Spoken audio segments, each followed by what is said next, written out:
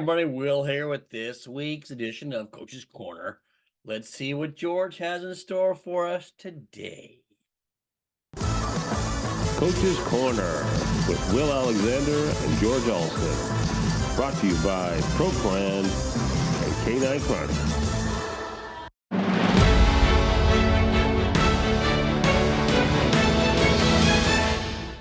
Now for our quick lesson of the week. All right. Psycho-cybernetics.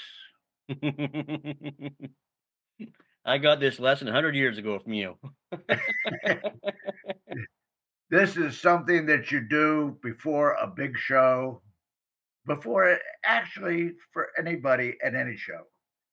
What you should do is what you should do is during the week, just take 10 minutes a day, sit down in a dark room, close your eyes, and show your dog. And put yourself in every bad situation that can happen. Dog goes too fast. Dog goes too slow. Dog throws up in ring. Hammer throws up in ring. Dog, somebody runs up on you. But put yourself in that situation and then solve the problem. And then you do this before you show your dog at the show. Sit down and show your dog mentally under those conditions on that day. It's raining, it's high winds, floppy tent, it's cold, it's super hot. Know what your competition is and know how you're going to present your dog and actually choreograph every move that you make in that ring on that day in your mind. Yeah. Then when you go in the ring and something happens, you can solve that problem. Bang. You don't have to think about it and say, oh, gee, what's going to happen? How am I going to take care of this now? Okay, well, maybe I'll try this. Maybe I'll try that. That's not going to work because time is over and done with. You have to react. I'll give you an example.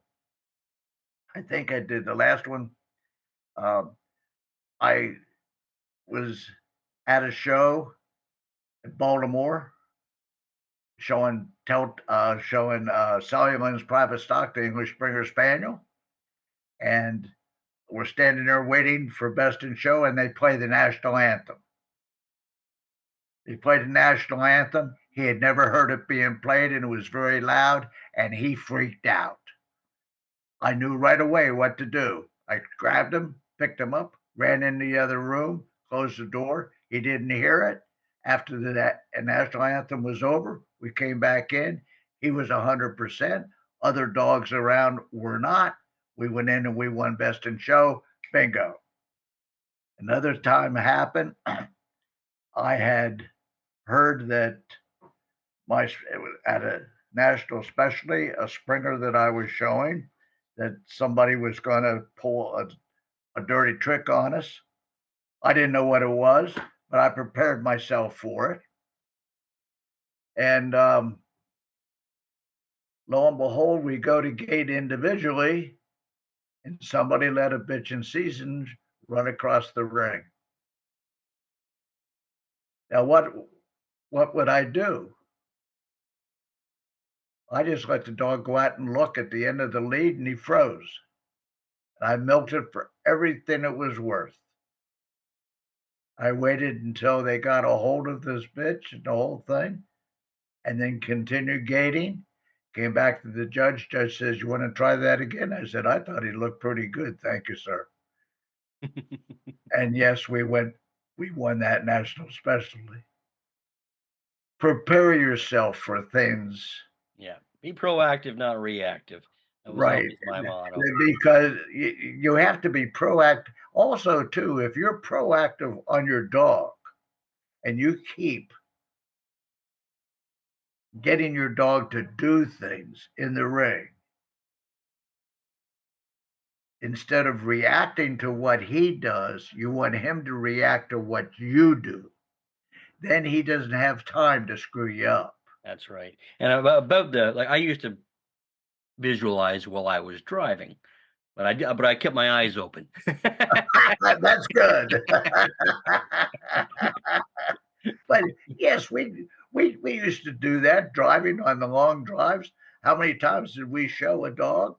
Oh What God, kind of problems? What can we do, or I always whatever? tell the story in at the seminars about going best and especially the national special with the beagle while I was driving home from the Belleville Dog Show because I thought about it because that was the very next week. I thought about it the whole time driving home. So, Absolutely, and then also too, you know, you may have to change what you're going to do because of the weather. You say, "Oh my God, I've got it's 105 degrees, 100% humidity. I'm not going to be able to do what I did before. I have to conserve the energy." Um, we went into an English Springer specialty. Was in July, the National in a airplane hangar in Long Island, and it was over 100 degrees. It was hotter than heck.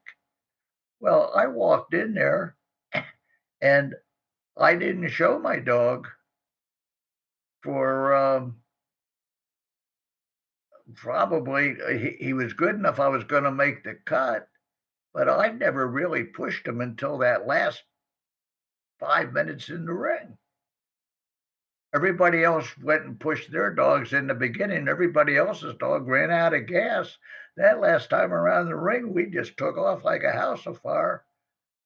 Everybody else is dead. That's called out. But I had sat down and I knew how hot it was going to be. And the night before, I figured out what I was going to do. right. Thank Good you, call. Will. Another one down the tubes. All right, George. Thanks, and we'll see you next time. Well, thanks, George. That's a tale of two cities, isn't it? Ba-ding, bing. Until next time, guys, on Coach's Corner, take care.